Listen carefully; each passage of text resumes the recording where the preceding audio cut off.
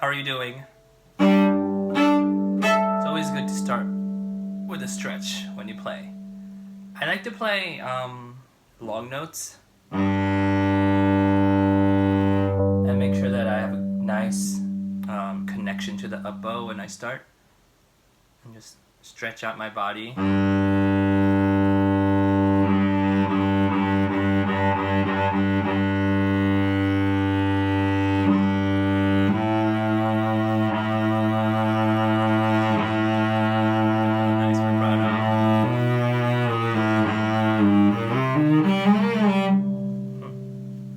Anyways, thank you for the comments yesterday from yesterday's video. So, Circuits and Strings to Mr. Stern sent me a couple comments. Thank you.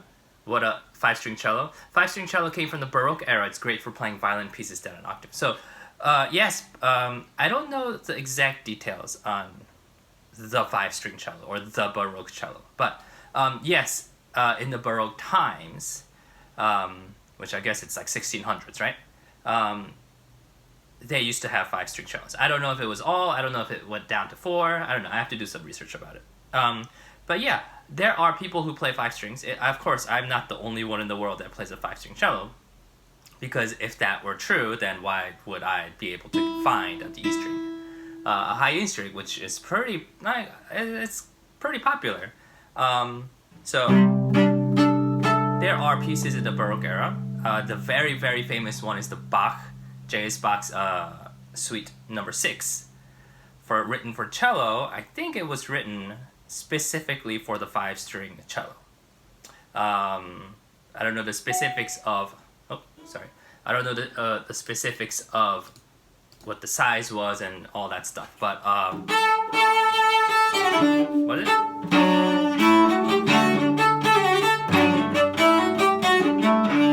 Something like that, right? That's a hard piece. Because it would have to be, the A would have to be here. That's common. Right? All that. The A, E, you have to hold that, and you have to hold that, and you can now play as an open string. Okay. Oh yeah, D'Addario makes helichord cello strings, the high E string. Yes, D'Addario is a very famous company on Long Island, and they have all kinds of strings. Of course, they don't only work with cello strings. They have instruments for other instruments too. And I think a lot of guitarists, bassists, as in guitar, acoustic guitar, electric guitar strings, and electric bass strings they have. They do have a high E string. I think that was the first one I tried, and I really, really liked it. Okay, so if you want to talk about strings, let's talk about strings for just a bit. Okay, I won't bore you with all the string talk. D'Addario has an E string, a helichord E string. Larsen has, the very famous Larsen strings, famous for their like Magnicore or their regular or the Larsen Soloist and Arioso and all kinds of strings. They have an E string. I actually tried a prototype, a newer E string. The first one I tried was very twangy. Twangy, is that the right word? Like really sounding. The second one I tried that they sent me was much better, but still didn't really, so I couldn't really put all Larsen regular strings plus that. Another combination that I tried was Spirecore, Tungsten CG, and then Larsen Soloist, Larsen Solo, which is probably the most common string choice for regular 4-string, and the Larsen E, which was pretty good, but at least when I played it and with my body and the way I play, it didn't work that well, but it was pretty good. Another company that has it, what's the other one? Yargar. Actually, I didn't try all of them. They actually have 3 E strings. They have the soft E string. I forgot if it was called soft or a Vike or a different name. A soft E string, a medium tension E string, and a high tension E string. I actually tried the high tension E string a while ago when I had another instrument and I wanted to. It was smaller and all that stuff. I didn't try it. I'm imagining, because Yargar for me has a little stronger sound and a straighter sound than Larsen, that it will be brighter, but I never tried, so I don't know. Okay, let's get this quick. Another one. Oh, so Pirastro. Actually, I don't think Pirastro has any strings. Tomastic has their permanent string E string and their spiral chord E string. Permanent, I tried. I thought it was just a little too bright, and I didn't like the color of it. I could try it again. I haven't spent too much time on it. The only reason I stuck with spiral chord was because I already had the CG, and actually even before I went to the 5-string, I was playing around with the AD spiral chords. So then I realized, okay, maybe if I just get a whole set. I like set strings because it just feels like every string is meant, I don't know, it's like balanced well. I did try mixing strings around, but I don't know, it just feels really good. Alright, that's really good. Thank you for the, Bobby Hicks was known for playing a 5-string instrument. I actually didn't know Bobby Hicks. I researched him a little bit. He's a fiddleist. Is that what you call it? Fiddler? Oh, fiddler. Who played a 5-string violin. He played a lot of country music, right? Is that what it's called? Like Scottish things, and I just heard him play a lot of...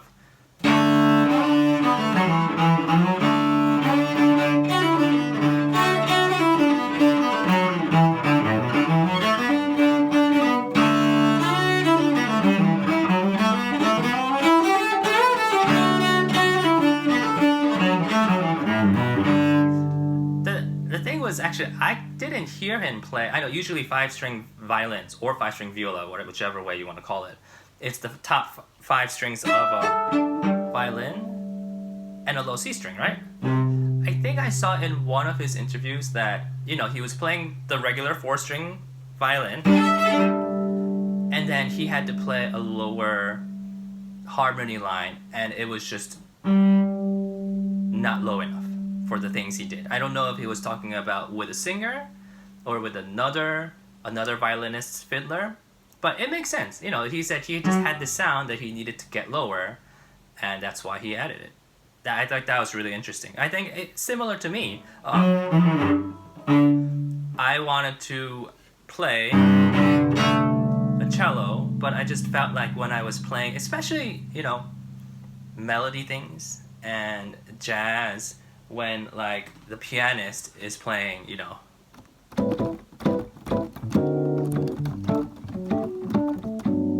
in this range. Actually, it's a little soft, isn't it? Loud.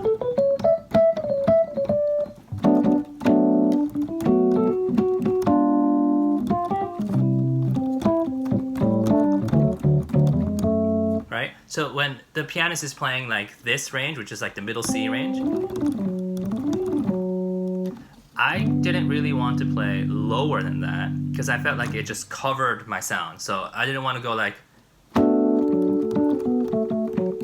which is a nice sound.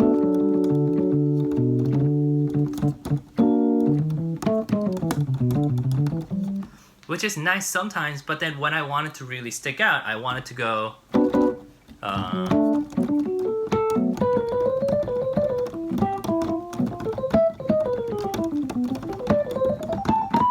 I don't know if I can go that high. What is that note? Oh no, yeah, that's not bad, right? So, instead of playing...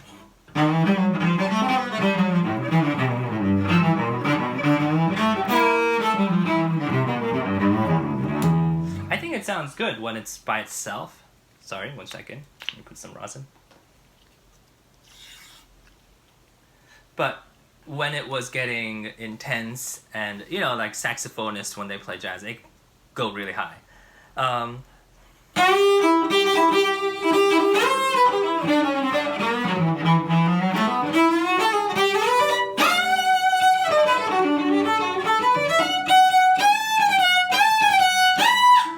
Right, so I can get higher than the piano sound. That's basically how I started doing it. In the beginning it was hard because it got really hard playing the 5-string. Just because of the sound, I didn't have the right strings, I didn't have the right instrument. Actually, I tried a regular 4-string cello. I tuned it not C, G, D, A, but I changed all the strings to make the bottom string a G, so that I have a high fifths tuning cello, so that I can play a couple things. And at the time, I couldn't play it that well. It just takes, as you probably know, it takes some control to get used to the E string. Because, in general, on a cello or any string instrument, a low note, it's thicker, right? So you need a little bit more of weight to make the note sound.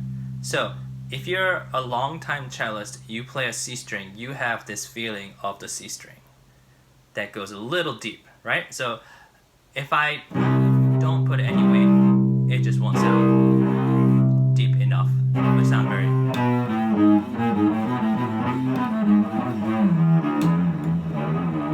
wispy. So, on the other hand, if you play with the same exact weight on an E string, actually I'm not going to do it because it just doesn't sound great. It would not sound great, right? It would sound...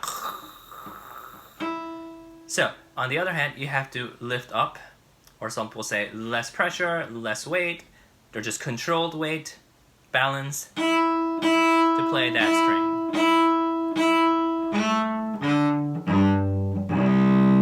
Oh yeah, so Bobby Hicks was known for the 5-string instrument. Actually, I heard a piece that I played a long time ago. Actually, so do you know the piece Estrelita?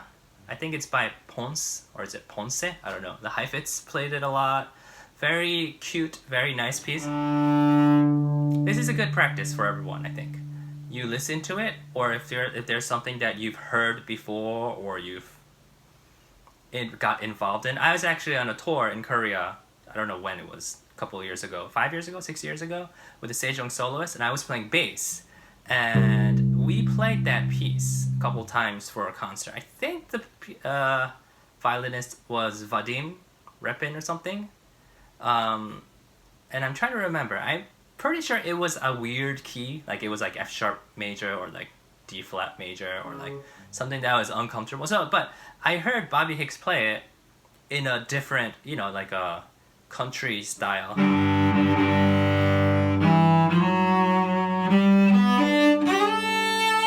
It's good practice to just figure out notes.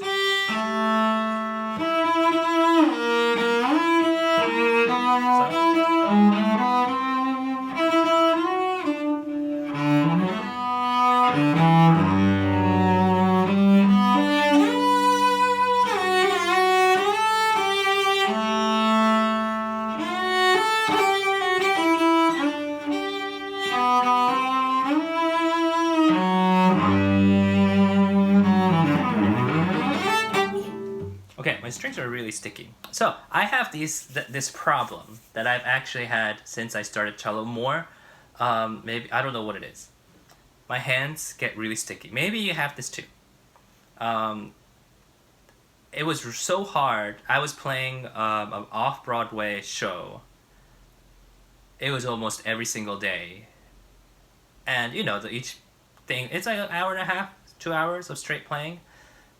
And somehow my hands were getting so sticky that it just wouldn't move, and it was just like, and then I had to play it, a lot of shifts, and then I was just like getting so tense because it was getting stuck, and then because I was getting tense, I couldn't play, all that stuff. I tried so many different things, just like wiping it with a paper towel, with water, with alcohol, some alcohol swabs. Once I got this instrument, I actually figured something out myself. I don't know if I recommend this for everyone. So actually in this, the Mezzoforte website, they say that if you want to clean your instrument, you can use window cleaner. Which is, I guess, maybe for other instruments, for wood instruments, I have no idea. So I actually got Windex. Not sponsored. And I started cleaning it with Windex. I could do it all around, but I just started cleaning it this way. And for some reason, I mean, it's not, I guess, not that confusing, but it gets really clean and it gets really smooth.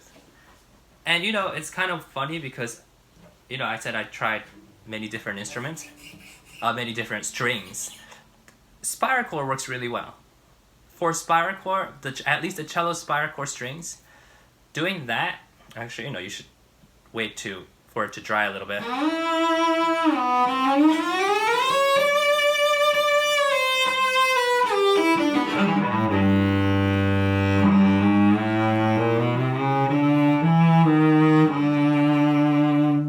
That's enough for me.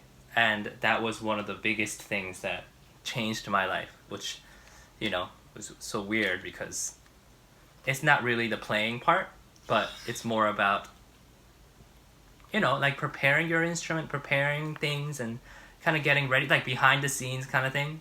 So Windex has been a lifesaver for me. It could be for you. Maybe you can ask your luthier, your instrument person, if that's fine for your fingerboard.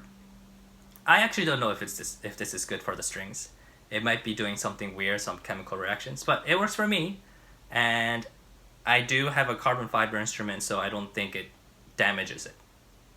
And the website says it, so why not? Oh yeah, so I was talking about Estrelita, right? So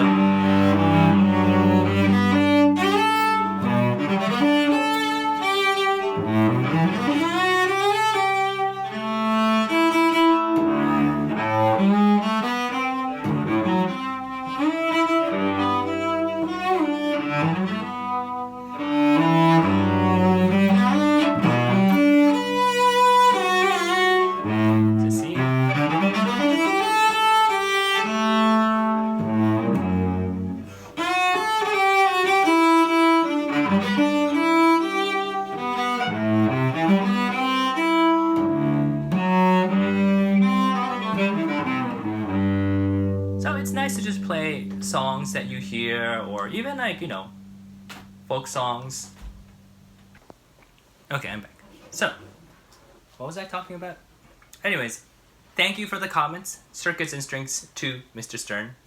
You gave me a couple comments. That's really nice of you. I hope other people would comment or question or give me questions too. So, today, I don't know, there are a couple things I want to talk about, but I don't want to make things long. Let me know if these are long or too long. I could talk more about the improvisation part and how to apply it in real life. The other thing I kind of wanted to talk about was how to use your bow in these kind of situations to make things sound jazzy or things sound poppy, or I don't know, something that has more, I don't want to say edge because classical music definitely has edge to it. So there is, okay, actually this is my Arcus bow, by the way. It's a really cool carbon fiber lightweight bow. Actually you can't really see my bow, right? Let's make it lower. I can't really see me. It's okay? In between somewhere? Okay. This is a hard one also because it's hard to show you exactly what I'm doing with the bow, because what happens with the bow? Bow, when you play, it's not just on the surface or on top, like percussion, where things, you can see what's happening. Of course you can't see the fingers that well, like the control of the fingers, but you can see the things moving. Or if you're playing a piano, you can see that my hands are going down this way, or if it's going fast, or things like that.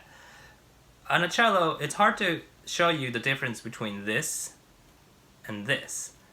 One is more towards the surface of the instrument, and then one is deeper in the instrument. But I could kind of show you with my hands a little bit.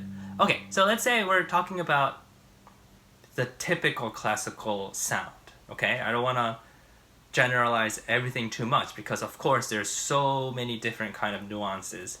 But let's say I'm going for like a beautiful solo sound that's long, like a deep, beautiful sound, right? So people tend to do, like you're kind of thinking like sinking in, going under the string.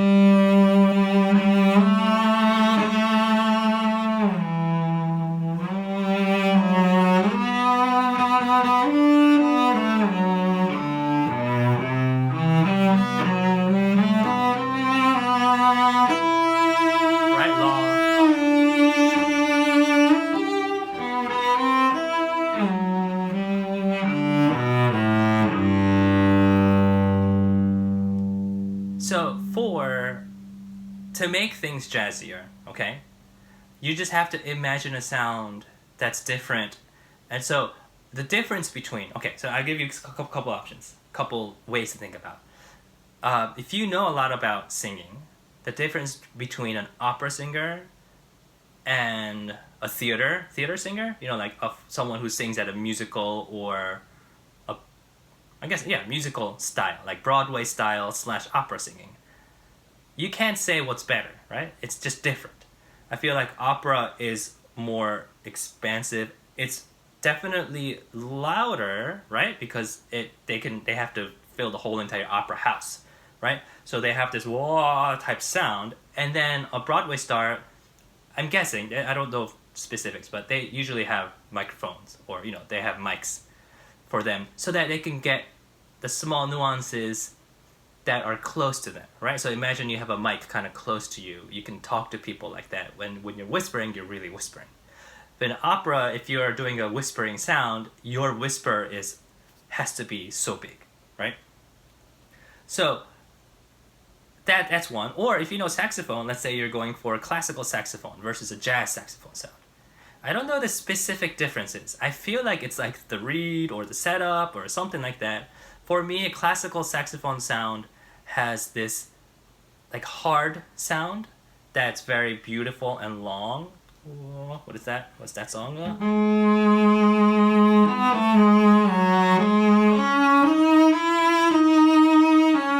Is that Romeo and Juliet or something? And then what is it?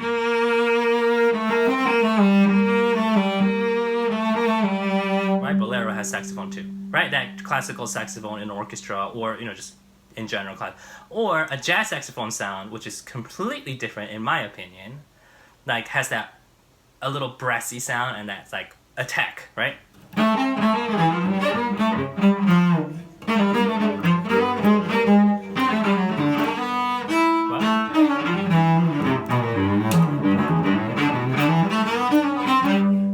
So those are the differences. Specifically on a cello or a violin or viola or just any string instrument. Okay, so instead of going with a slow attack or a beautiful sound, beautiful sound is good. It's a little bit more attacked in the beginning, okay? There's more ta sound instead of a wah sound. So ta, I just say it, right? Ta. So it's ta and goes to nothing, right? So it's similar to some classical techniques, bow techniques. And then you just have to be able to sing it and then be able to find what that is in the bow. So let's say I go to pa pa pa pa, right? Pa pa pa pa. So what I'm doing is pop. I'm not doing pa pa pa pa, right? So pop. There's a P in the beginning and it ends with a P, right? So there's a pop, right? There's a start, there's a note in between, and there's a stop. There's a clear stop instead of a sound that continues, right? It's not like a spiccato. It's a pa pa pa pa. And then I like doing pow, right? A lot of people do like that when they sing or do things. They could go up and down. So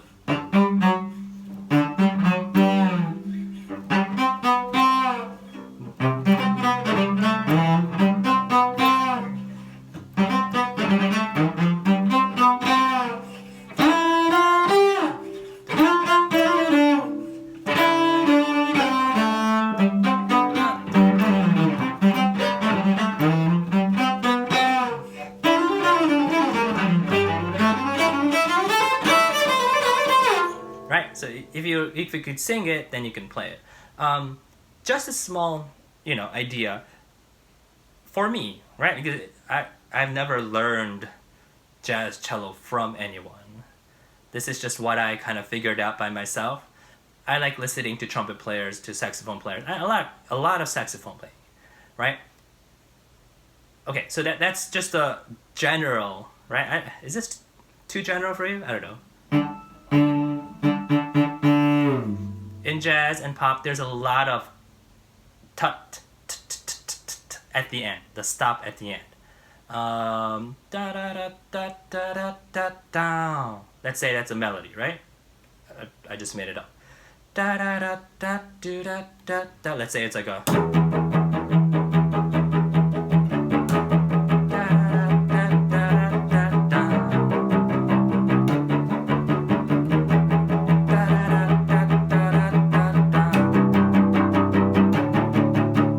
What you do somehow, okay, da da da da da da da down, right? So let's do da da da. So maybe da da, right? There's no space between there, right? There's no da da da. It's not. There's da da. That those two notes are connected. Da da da da da da. But that's stopped, I think. Da da da da da da da da.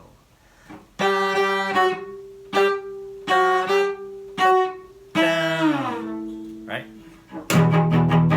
You know what? Let's do something. I'm gonna record something here. Let's say 120? No, a little faster. 130. Let's say 130. I'll just record that part.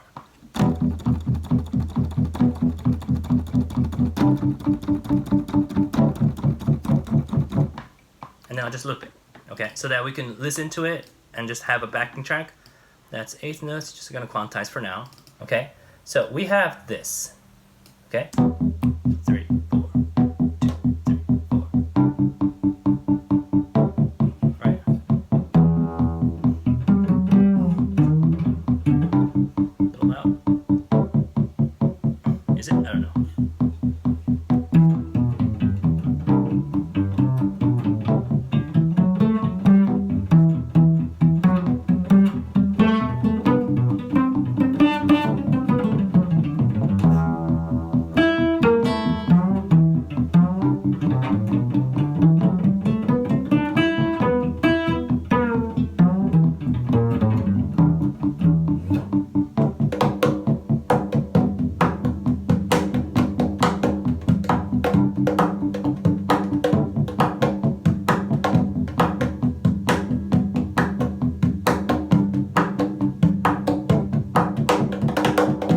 So from here,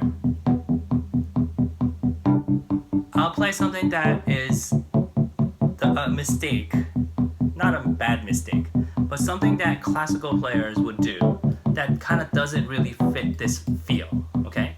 I'm just talking about going into this feel. I'm not saying that classical players can't play it. It's just a difference in bow technique. So something that I wouldn't do, okay? Let's say.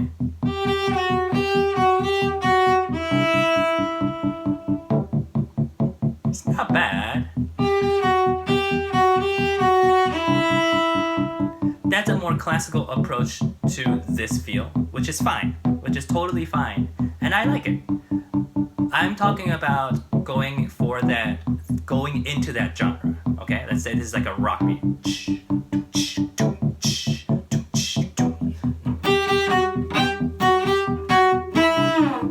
Of course, it's still a string instrument, but imagine you're like a horn section.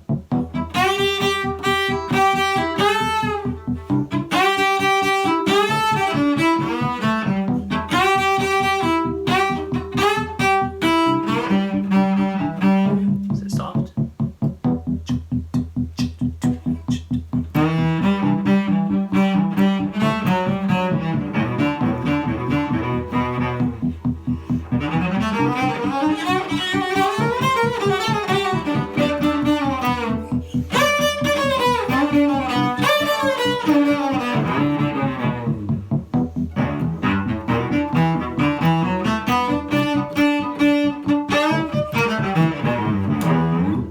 Right, so that has a feel. So I don't know what's happening. I need more rosin today. It's humid or something. Or I didn't put enough. So, this is a good practice for you. just go with the D string. Try 4 down. For me, a lot of times, instead of going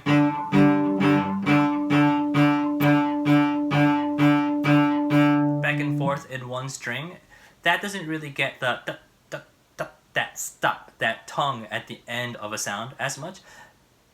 It's not that common for classical players to always just do one stroke and stay, but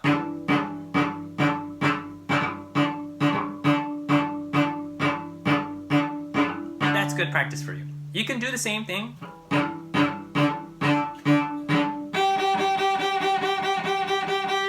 Kind of a little too much. Sound like, imagine you're doing it a little too much. Instead of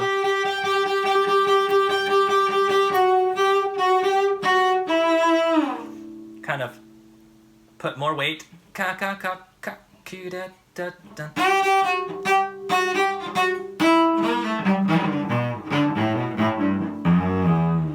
So again. So instead of going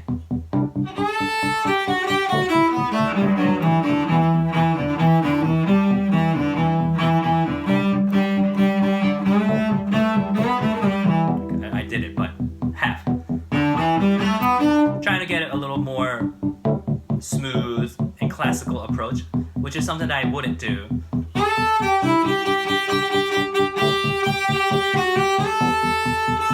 Unless you do it for that purpose. So let's do another one. Let's say I'm starting with this. Then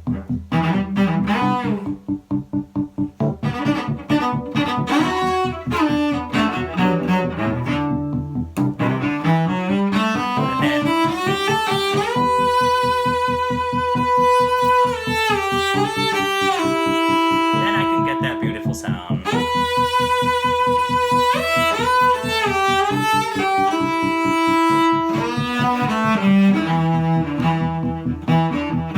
And then go back to the talking sound, right?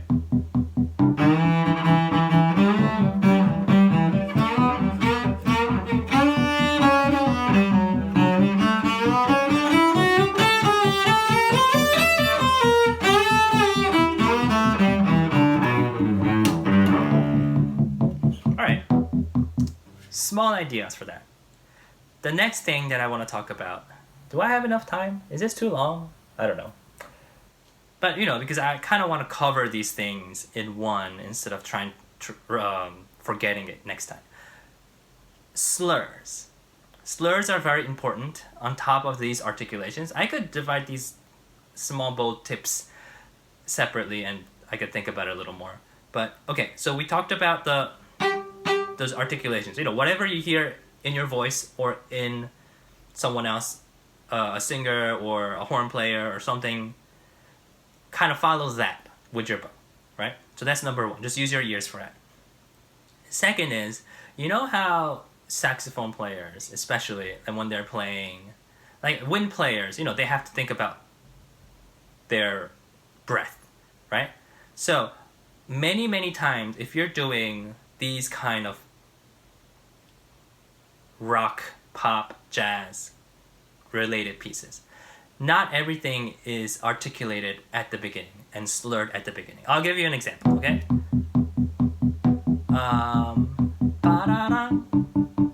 Let's say, how about that?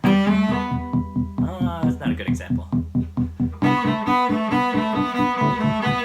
Let's say that.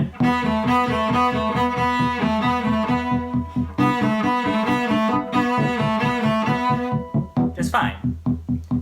If you want to make it more interesting,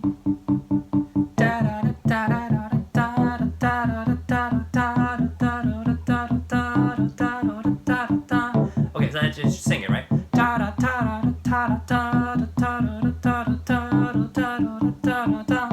Follow the bow.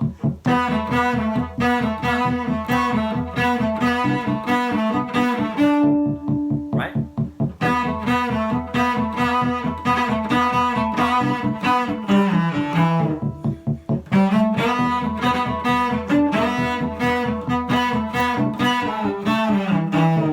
Instead of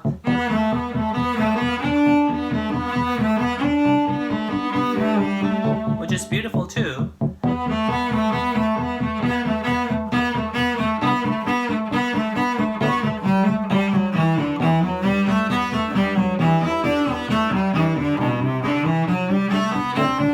Instead of that.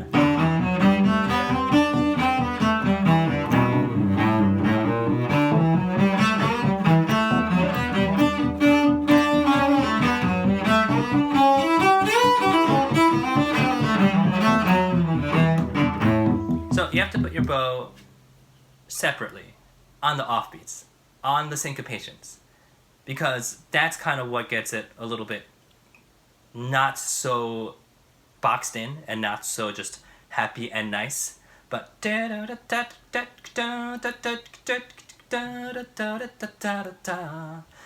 of although that is a string type of sound. You know, like I'm not saying this is right and what you're doing is wrong or what someone's doing is wrong. It's just a different type of thing. You should be able to, of course, you know.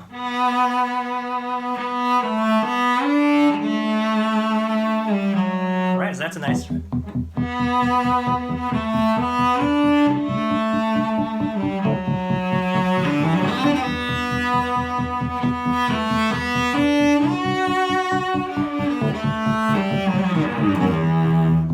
Anyways, I think I talked too much today.